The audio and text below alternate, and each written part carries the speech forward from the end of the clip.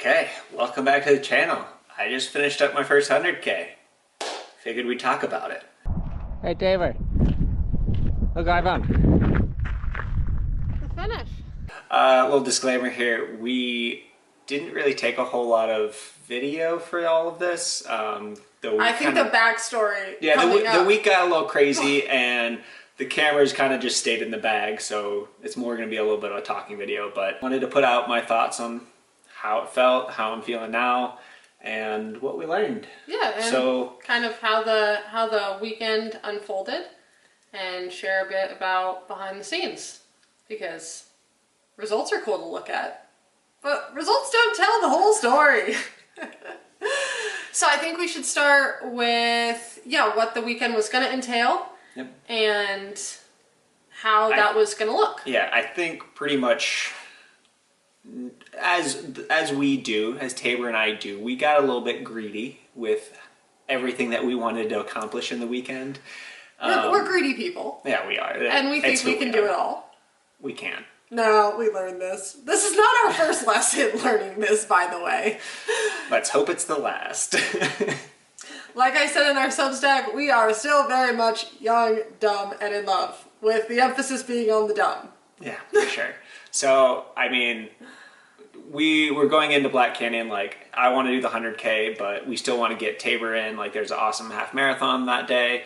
Like, I brought in some friends to do some crewing, but Tabor, you were doing so much all week. So I think last year we had gone down to Black Canyon, and it was more of an opportunity to see what our teammates were doing. And it was our first time with Adidas Terex, and we were in the sun, and Danny Marino and I ended up doing the Mesa Half Marathon, and then we bolted back up and we watched the rest of the 100K finishers and our teammates last year, and cheered them on, made it to halfway, and it seemed super relaxed, super doable, and why can't we do it again this year? And what I found out, and I imagine that Eli felt and experienced, was it's one thing when a teammate is racing, and yes, you're investing in your teammate, you hope they're doing well. It is a whole nother thing when your significant other and your athlete that you coach and the person that you have been watching do a whole important build-up is about to try something new. And I don't think we really took into consideration that mental and emotional toll that would take on not only on me, but on both of us. Yeah, for sure. And we're very much together people, do it together. That's why we got into the sport, and we've shared that previously. And so from my perspective, a month in advance, I was like, it'll be no problem. We'll drive up, we'll stay the night in Prescott with your crew, other teammates, friends, and then I'll just get in the car and I'll drive down to the Mesa area, and then I'll just race. It'll be no big problem. I'll figure out it's a point to point, so I'll figure out how to grab the car and then I'll just drive back up and I'll meet you halfway, and maybe sooner if it works out, if you're running slow. Great theory. How did that actually play out? Yeah, so how it played out was, in all honesty, there was a bit of a mental breakdown on Thursday night after we got to our Airbnb, because there were just a lot of small things leading up that kind of were falling through the cracks. And then when you're tired from travel and have some emotional exhaustion, I think it just all came to a head on Thursday night. And it was the realization of, wow, personally, I bit off way more than I can chew. I'm a doer, and I'm someone who shows their love language through doing for others, which is both a blessing and a curse. But how I show my love is I'll take care of it. I got everything. Eli knows this from firsthand. He's like, can I help? And I'm like, no, I got everything. Go to the side. And sometimes... Also why I stand at the side while she cooks every meal for me. Which I thoroughly enjoy, but I think in this context, I should have asked for more help. Yes, in this context, it was way too much. Yeah, and so I had taken on the role of the coach and the planner and the head crew chief, and I was planning not only for your race, but I was planning for your crew, I was planning for your pacer, and then I was planning for myself and my own race and how I was going to get that all organized. and making sure that no one fucked up. Because running 100K, there's a lot of things to fuck up that like we learned about, like just from firsthand experience of watching people in longer races like last year. Like there's just a lot of small things that add up to the overall finish. And if you forget one of those things, which we'll talk about, which we did in Absolutely. your race, it matters, and you can't just get away with it. These fields are so incredibly deep and strong that you can't just have a subpar day and still hope to win. And I'm not saying you had a subpar day, I'm just saying like in general, there's no more faking it.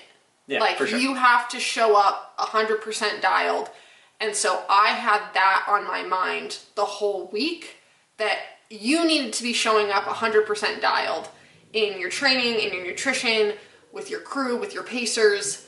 And then by the time I got to the night before my race, I honestly had felt like I had already raced.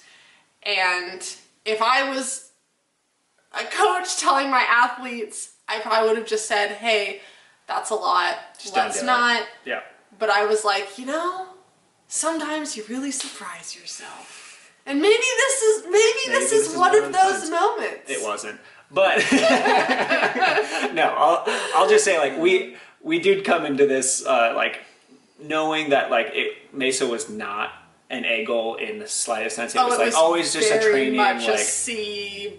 yeah, goal. but as an athlete, you always want to perform a little bit, and the goal was to show up tired, get a marathon stimulus by racing faster than marathon pace. But it really ended up the legs were too tired, the body was too tired, right? It was just a glorified long run with a tempo, to be honest. Yeah. Like I noticed it from the very beginning. I was like, I'll go out at, goal half marathon pace and see what I have, and I looked down my watch, I'm not even close to goal half marathon pace. And it was just a very humbling experience where like last year there wasn't, like it was still a good field last year, but this year I think everyone decided that Mesa half marathon weekend Mesa was a race like this year.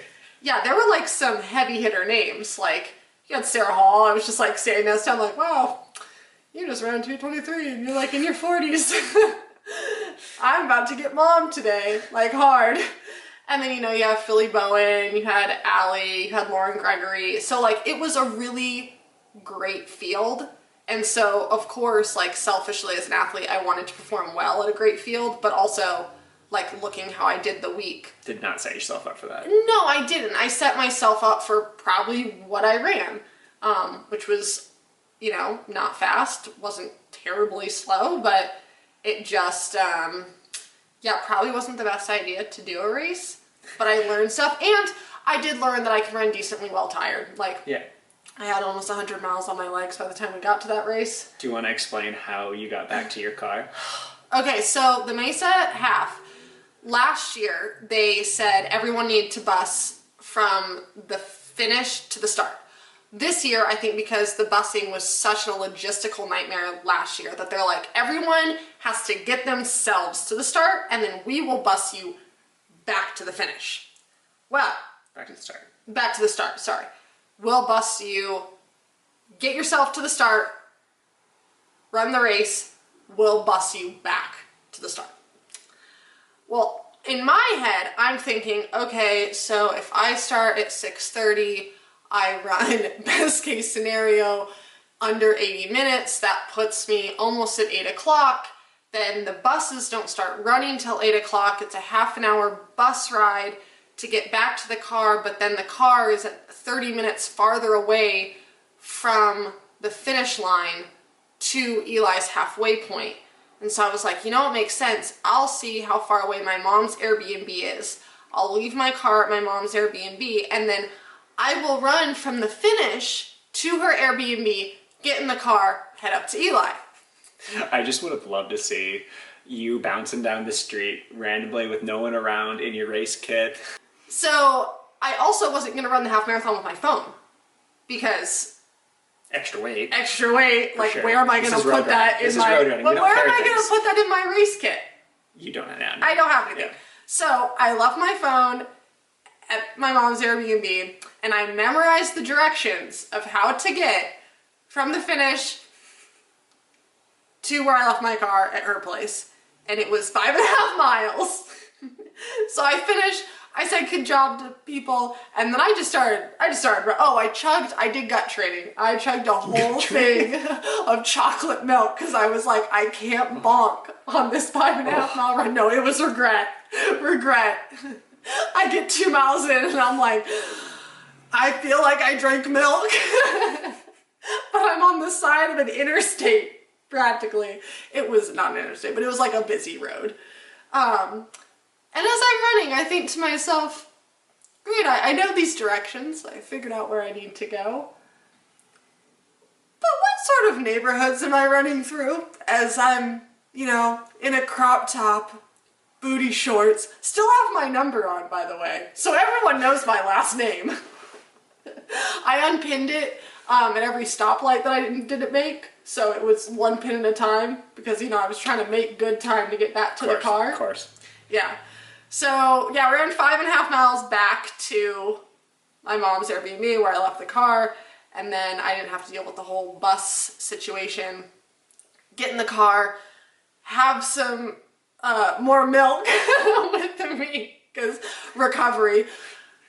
Couldn't drink it because I was almost burping up the other milk. But get in the car. You recovered. Yeah. Still all in my super shoes, like I am in. Driving, I'm like making great time to see Eli. I'm like, I'm gonna have actually like some time to change and stuff, looking at where he needs to be at halfway.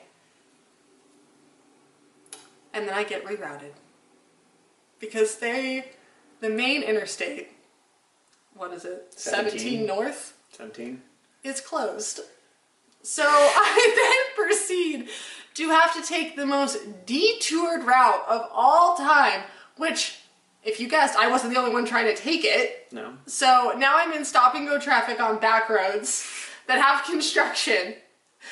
Somehow I make it to Deep Canyon Ranch. 5 minutes to spare. When you saw me for the first time, I had literally just gotten there. I said hi to Amy, hi to Robbie, hi to Andrew, and then, oh, here comes Eli. And Amy just hands me the jug of water, and I was like, well, yep, this is my job. I will cool him. So yeah, that was my morning before your morning. Yeah. Yeah. Right. Well, we're gonna go back in time. Are you warmed up? I'm riveted. This was much more exciting than my story. No, like up until that point, my story is pretty boring. We had. Again, it was a little bit stressful not having Tabor around. Like, having her around is usually, like, she's my emotional support person, so that's always a load off having her there. So, not having her there, I was feeling a little... when you don't have your phone and you're like, what do I do with my hands? That was me. I was like, what do I do? I don't know what to do. I don't have my emotional support person. She's not distracting my hands. No, but, like, I guess just starting at, like, the start of the race, like... Everybody talks about how fast it went off, and I think we had done so much quick training. Like, we spent a lot of time on the track. I was doing some workouts with her. So honestly, it felt like it went out relatively easy for me. I tried to slot myself in like 10th place once we got to the single track, which is, I don't know, a couple miles in. Because our goal was yes. not to make mistakes in the first half. Yes, because it's easy to go out too hard. Right. My goal of the first half of the race was just to not do anything stupid. Still did. Well, yeah. I made it at least like a little ways of not doing something stupid. And then we get to one gate. Seth Ruling goes up and he's like, I'm going to go open the gate. And he like goes to it and just like looks at it, like has no idea how to open it. And then all of a sudden, the entire pack that's running behind is just like catching up. I'm like, all right, screw this. I'm not really that much of a cowboy, but I'm more of a cowboy than everyone here. So I started jumping the fence and I take off. And wow, Eli, your cowboy's really showing. They couldn't get the gate open, so I just jumped the barbed wire fence.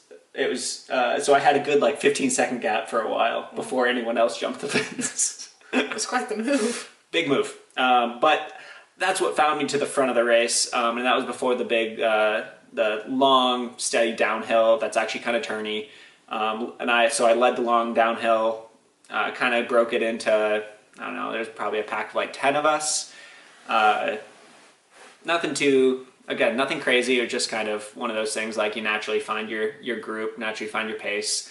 Mackay Clemens went to the front after a little while, once we got to a little bit of uphill, and that really split the field up.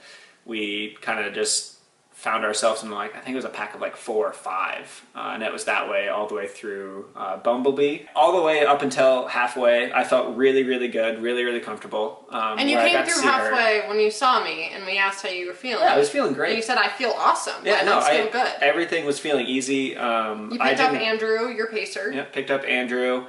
We took off. I think that's where kind of things started going a little bit wrong. Like I think me and Andrew were both kind of excited to like running together.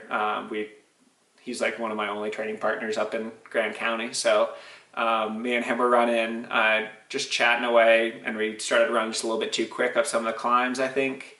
And that's when our biggest mistake really started catching up, like probably 5 miles after a halfway point is when it started to get really hot. But at that point, my core body temperature was already high. No. Shut up. Your core. Okay. After halfway, we had loaded you up at halfway with an ice bandana. We poured water on you. We made sure you were cool. Your bottles were cool. But I think the issue that we didn't realize was the pre-cooling before that. That I think if we would have started earlier. Well, because your heart rate was rising, the temperature of the day was rising. I think where we ran into issues is we should have cooled you earlier so that your temperature, by the time it got warm, your temperature was still cool. Whereas by the time the temperature got warm, you were also warm. Yes. So learning. Yeah, learning. No, and I made it up until probably like 45 miles, and then all of a sudden the wheels were coming off. The legs still felt fine, no problem with that. It was purely just I was too hot, and I was doing what I could. I tried to down all of my liquid, all of my calories. Ran into the Table Mesa aid station with 10 miles to go. I was still really pretty close to Seth, wasn't I? Yeah, you, I think it was like a minute that was the difference. Yeah, but max. I was in a bad place there. You were. Yeah, I was in a very bad place when I got to 10 miles to go, or 11 miles to go. You were very white, very hot, looked similar to what you did at OCC. Yep. Reloaded up the ice bandana. Tried to cool off. Tried to cool off a lot, chugged a bunch of water, and we trotted out of there. I wouldn't say we took off out of there. With Robbie, your next. Yeah, with my next pacer, Robbie. I pretty much like a mile after the Table Mesa aid station, I had to just completely stop. Robbie was actually force feeding me ice out of my ice bandana. That's a low moment. That was the low moment of the day. Because if you could only see what had been in that ice. I don't want to know. I don't want to know what's in that ice. But got some ice in, and then some clouds came over. It cooled down a little bit, and then once I got going again, it was fine. You rallied. You did for sure. The legs felt fine the whole day. So I think, I don't know, kind of our running theory right now on why that happened, besides I wasn't on top of my cooling. I don't think I was that overheated, but my body went into full panic mode, full shutdown mode. And I think it was kind of just a residual, almost post-traumatic. I think it was PTSD. Yeah. My body was freaking out of, I don't want to go to where we went to in OCC. Because I did some really bad things to my body to finish OCC. And lasted for a lot of months. Yeah, and it was like months that I messed up the cooling system.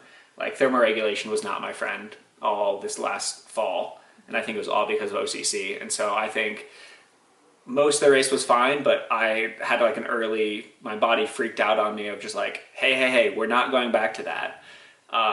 So I think it's back to the drawing board on the heating and heat tolerance, because it's something that we got to figure out. Because I got to be good to my leading up to the race, you did a lot of passive heating strategies. And then even you did a lot of runs where you were wearing extra clothing.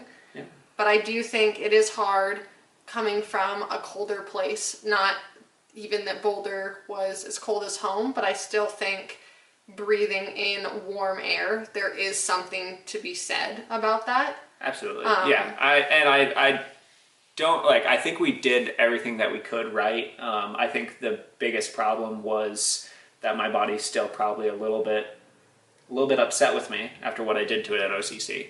So great learning experiences. Still finished up fourth. Like, I'm happy with that. Yeah. And as much as anybody is upset about it, I'm not really that upset about not getting a golden ticket. But that wasn't the goal. That was not the goal of going. I think a lot of people thought you were lying about the goal. Yeah, a lot of people did not believe me when they said, I don't know if I want a golden ticket. Especially after that situation, like, I think it might be good to take a year off of like really hot races anyway, just to make sure that I don't keep messing up. Like, I don't want my hypothalamus just be freaking out. Fried. I don't want that to be fried.